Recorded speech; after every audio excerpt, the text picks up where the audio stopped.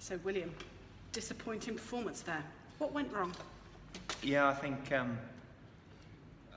it's just in those early stages. We were looking for an opening down the left, but it just absolutely solid. We hadn't banked on just how good Oxford was down the left. I mean, we know what he's capable of, obviously, but we just hadn't really thought just how much they were going to press down that side.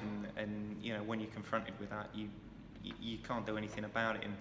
And we mentioned pre-match about the impact of William Stanley coming on, potentially sometime towards the end, and he did it for him today.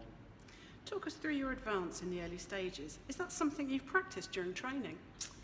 Yeah. I mean, we've said before that obviously Norfolk's very dangerous down the right wing, and we'd sort of practice that as a manoeuvre. He's very good on the front line, coming forward, and with sort of the weight and experience of guys behind him as well. We should really have done better there and exploited it. But like you said, Oxford was resolute.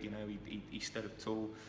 Was counted in the end, and although we'd practiced that coming down on the right hand side, it was just too tough really in the end. So, what next for you? Well, I think we've got to go back to the drawing board a bit. I mean, there's positives we can take out of this. The way, for example, Northumberland, although he wasn't really involved much, which is credit to our team really in a way, in that we didn't really give them too much for.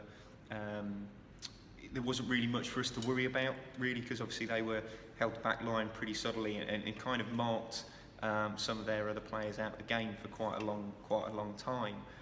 So I think we have to take positives from that. I think the match really though was lost on our right wing. We just couldn't get through.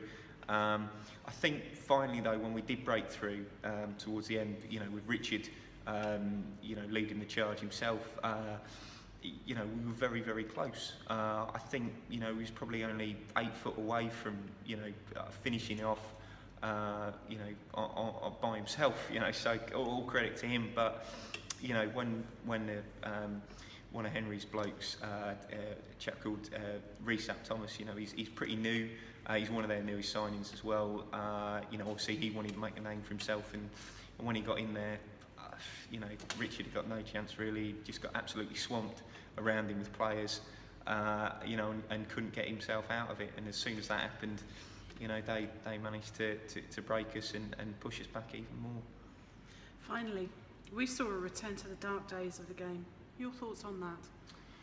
Yeah, I think the way certainly that Oxford went after Norfolk towards the end, and scenes afterwards as well. I mean, it was a dirty match. Don't get me wrong, but the way it carried on after the match as well. They were pursuing him and harrying him for ages. I don't think the game needs that. It's it's unfortunate. It's sad. It's an ugly side of the game. But you've got to live with it. It's some things that happen. But no, we got to take positives from this. It's the next big matches are in 2 years' time to be held near a place called East Stoke. We hope to come back and do better then. So we're going to take a long hard look at ourselves, regroup, and we'll be back in time for them, stronger and as ever, hopefully. William, thank you. Thank you. Cheers.